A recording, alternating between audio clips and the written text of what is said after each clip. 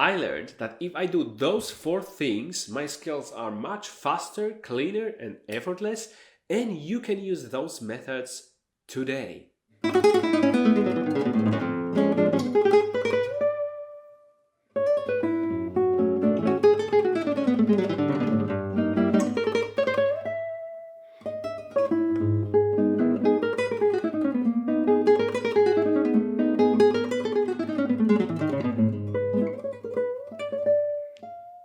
Now I'm just gonna save you 10 years of figuring that out, plus plenty of money you'd spend on masterclasses, probably not getting much closer to your dream outcome. Hello everyone, my name is Tom, I'm a professional classical guitarist, and my mission is to share everything I know with you about practice, technique, and music in general to help you grow your passion even more. These are the 4 things which I've learned and I use, which can help you make your skills better today. Number 1, put the right fingerings. Number 2, apply the preparation technique. Number 3, apply the speeding methods.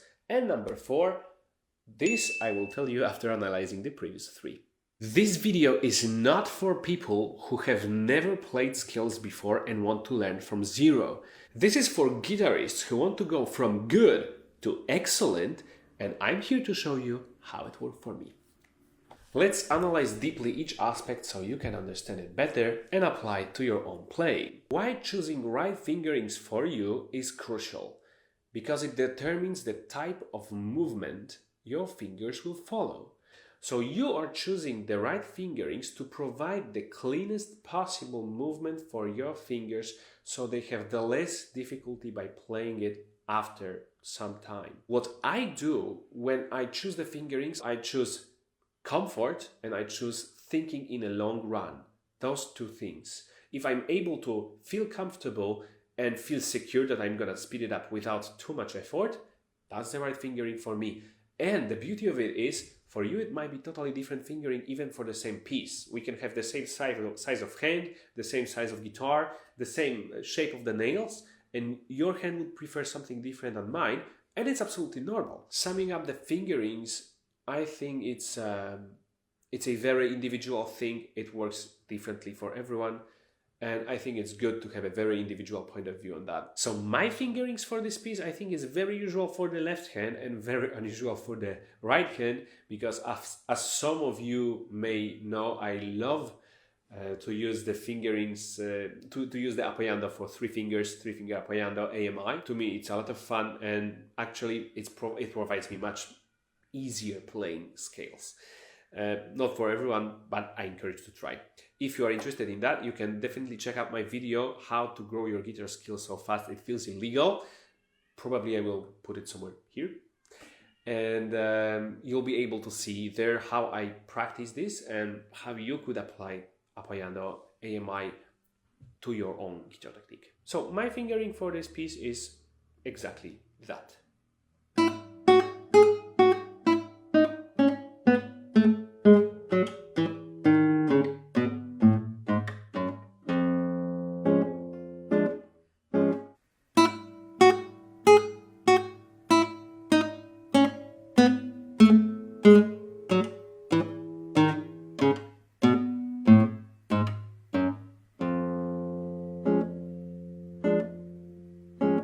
For the first scale, for the second scale is this.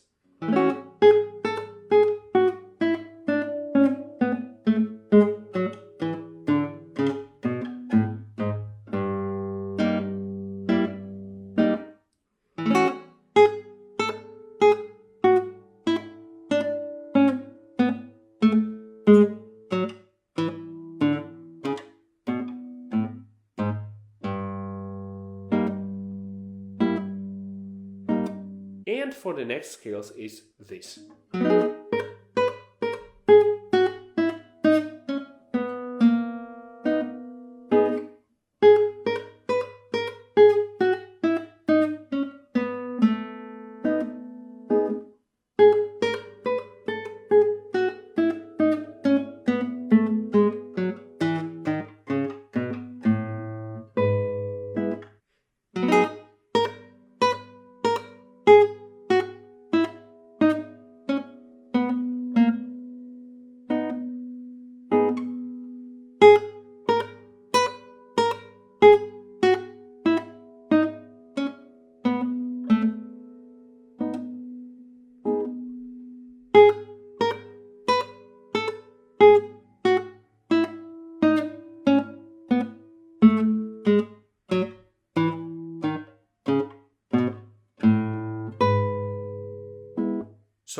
I was following the rule, it must be comfortable, it's close for both hands, it's, I don't want to say easy, but not very complicated, let's say.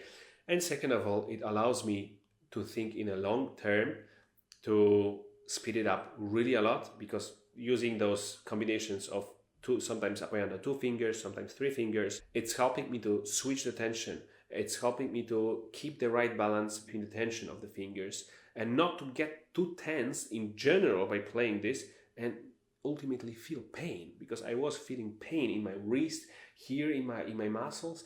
It was very difficult for me to stay relaxed during playing only 2 fingers. As I said, it's something which my hands like. It's what they chose. I chose for them, thinking of them, but it's their preference of my own body. For you, it may be totally different, and it may be actually a completely opposite. But I just encourage you to get inspired and try new things on your own. Figuring out the right fingerings. So thing number 1 is answering the question, which movement do my fingers follow? And the thing number 2, applying the preparation technique, is answering the question, how they will follow this movement. What I want from my scales when I play it, no matter what, slow or fast, I want them smooth. I want them very efficient. I want them effortless. I want them just like this, like when I can wake up and play the scales, I'm the happiest guitarist in the world. And to do that, I know that for me it works very well to prepare for the next sound. And preparation, for me, it's something which I treat really as a number 1 important thing, because preparation can even overcome the fingerings. When you choose the wrong fingerings and you apply the preparation technique, or you choose uncomfortable or not the best fingerings, doesn't have to be wrong in general necessarily, you choose fingerings which are not the best possible option, and you apply the right preparation technique, you're gonna overcome it, the choice of your fingerings. So this is even more important, I would say. But I think it's something which you choose after choosing fingerings. That's why for me it's thing number 2. To make the movement perfectly smooth, I need to be very focused. So I slow down the tempo really, really a lot. And I focus on the quality of the movement. What are my fingers doing in both hands? And this is also the good moment to take care about the synchronization. So whenever one hand moves, one finger in one hand moves, the other moves too. And this way, you are just securing your future scale already at this stage. So what I do and how I practice that, I do exactly this.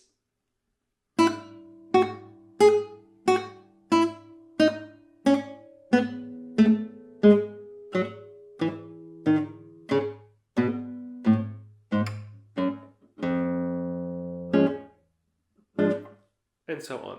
And what I do this 20 times per scale in around this tempo. Usually I use also metronome to make sure that I have some discipline. So 20 times per scale, I do that. Let me show you again, preparing both hands in advance, every single sound, taking care about the smallest possible move in both hands. So it's the closest to the string, so it will provide me the smoothest transitions between the sounds and between the strings in both hands.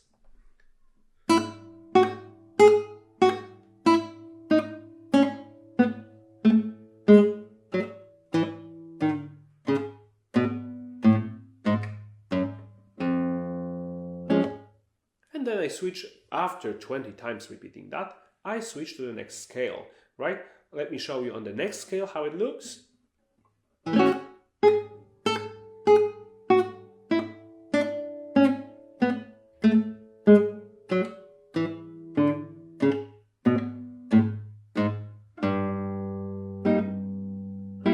And let me show you how it looks in the last scales.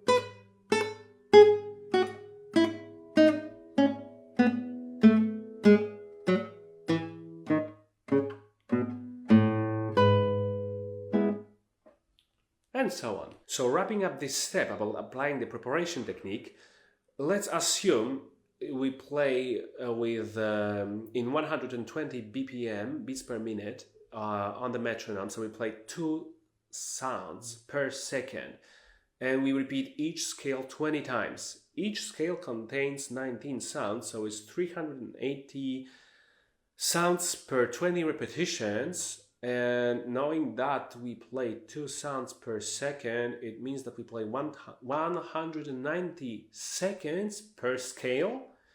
So it is just above 3 minutes per scale. And knowing that we have 3 long scales and 2 short ones, it's less than 15 minutes of work per day. So actually, it seems a lot when we talk, oh my god, 20 times per scale, and it's like 3 long scales and 2 short ones. It's a lot. No, it's less than 15 minutes per day. And doing that every day, I'm pretty sure for me nowadays, knowing that in 1 month, I'll be able to do that to the concert performance, to prepare myself if I wanted to rehearse that piece. So let's go to the thing number 3. Applying the speeding methods. My favorite speeding methods are dotted rhythms and grouping. Dotted rhythms are to practice 2 types of connection between the sounds: short long and long short. So those are and. This way you are able to practice both moment of tension and moment of relaxation in a very fast and very slow tempo, and make a variation. This way your both hands learn how to maintain the right balance of tension and relaxation between and during playing the sounds. Let me show you what is practicing dotted rhythms in real life. So pattern number 1.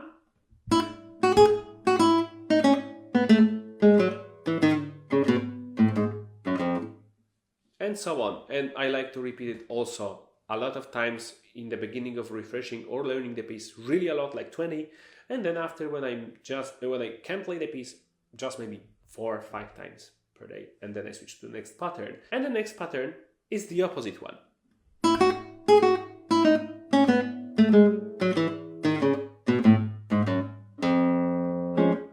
And for the next scales, I also apply the same patterns number 1 and 2 and repeat them over and over until I feel confident. And then I go to the second method of speeding, which is grouping the notes. I know 2 types of grouping. One of them is create a group of notes which is fast, and create a group of notes which is slow, and exchange them so it can sound like that.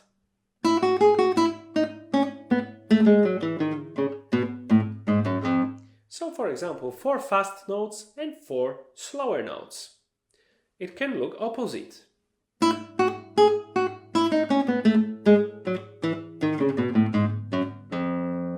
And this is one of the most effective methods for me to speed the things up, because I apply tension for 4 notes when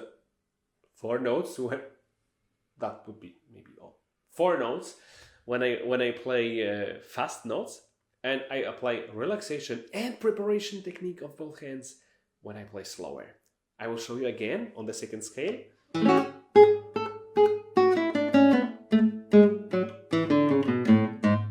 Or opposite. Sorry for this, not clean. Again.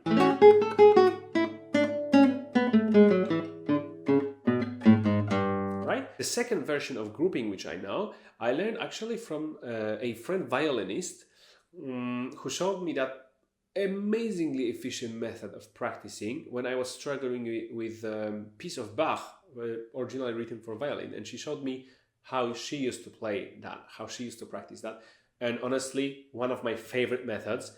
And the method is taking 1 note and follow this note by 4 notes. So 1 note is slower, 4 notes faster, and then the pattern repeats. So it's basically 1, 2, 3, 4, 1, 2, 3, 4, 1, 2, 3, 4, 1, 2, 3, 4, 1. In practice, it sounds like this.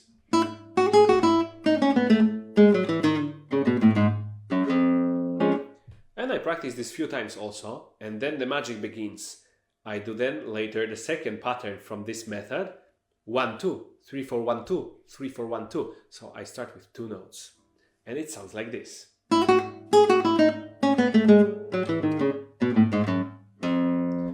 And so on, of course, with all the scales. I repeat it a few times also. And then, as probably some of you already figured out, I play 1 2 3 4 1 2 3 4 1 2 3. So it sounds like that.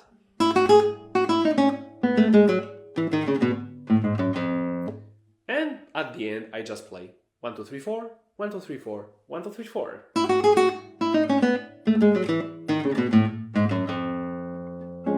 And so on, right? Of course, also for the every scale. What this exercise does is it is applying the tension on 4 notes and preparation for 1 note, but in each pattern, different one.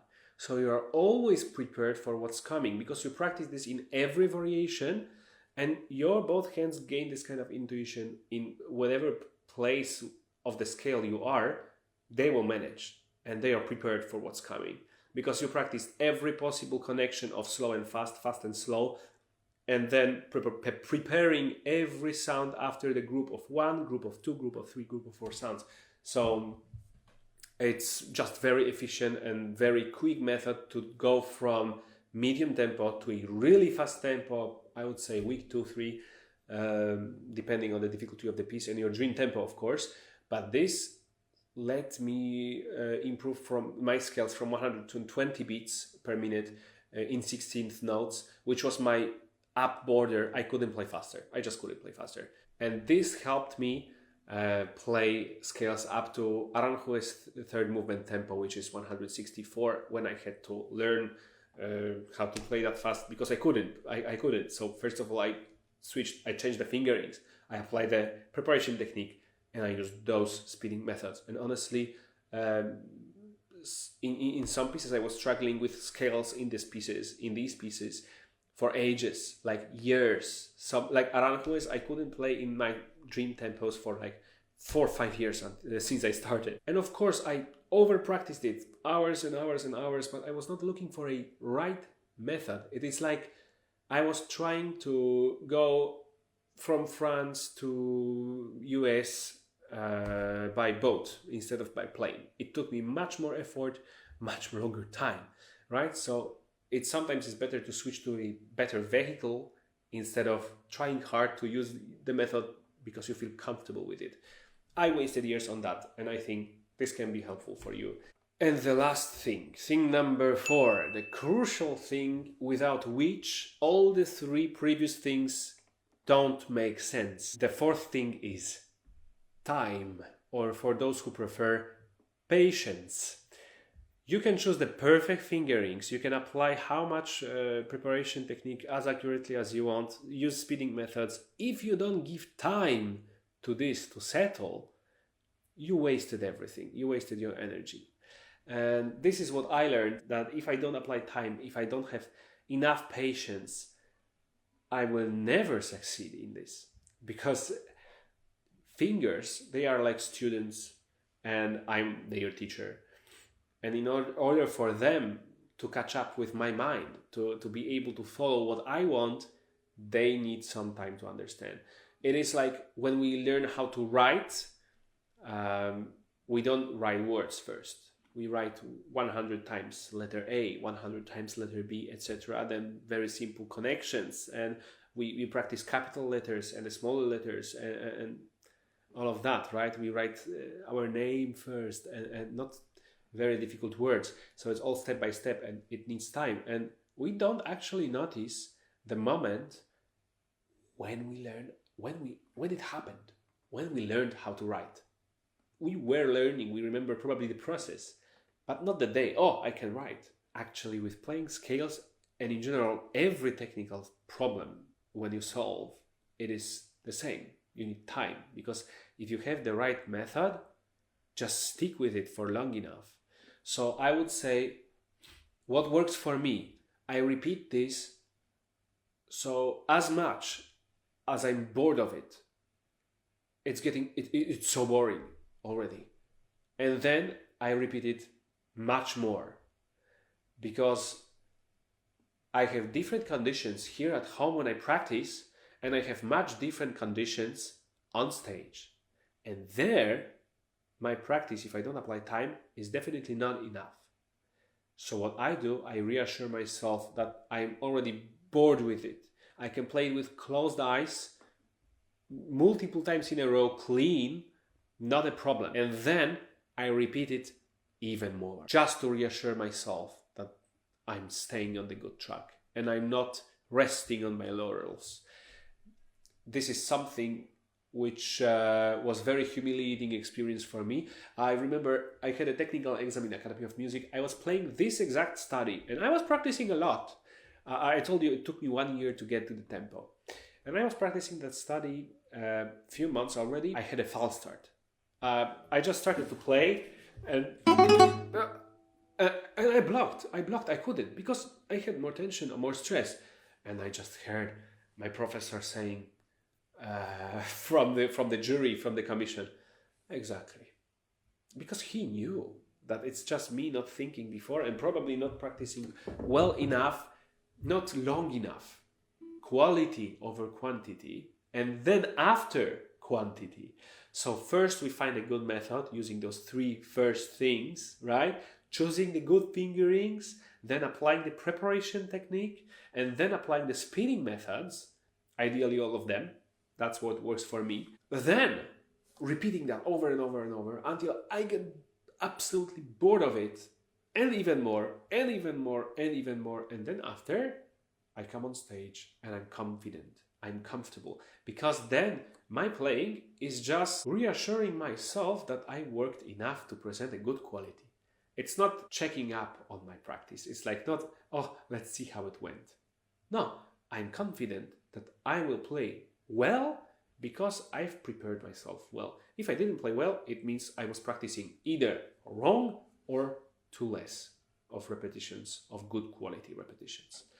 That's what works for me, and this is what I have learned during my path with scales during around 10 years of figuring that out. That was very difficult for me to play scales clean. It was my Achilles heel. It was a problem for me, as many techniques, but scales was my big complex. I couldn't cure from it easily until I discovered certain things.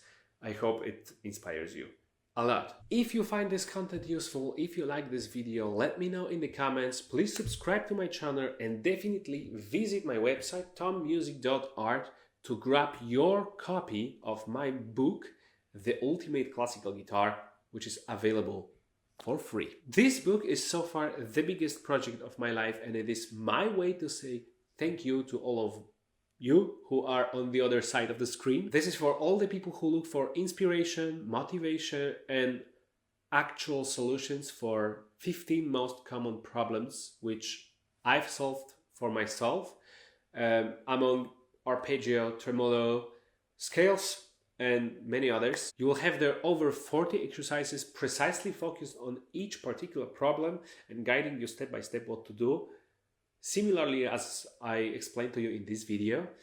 And also plenty of anecdotes and funny stories and some stories which will hopefully encourage you not to drop the guitar, because I was there in the moment when I wanted to quit, really like finish, be done with that, because I didn't see effects of my work. And I actually did quit guitar for almost a whole year, and I'm telling this also in the book, so feel free to get some inspiration and get practical solutions. It's free, it's just me sharing this with you and hopefully having the biggest possible impact on, positive impact on guitar world, guitar community I can, and hopefully you'll enjoy it. Feel free to check out my website where I have my own arrangements and compositions available since now, and you can discover hopefully something new and inspiring for yourself. Have a good day, guys, enjoy your practice, and see you next time.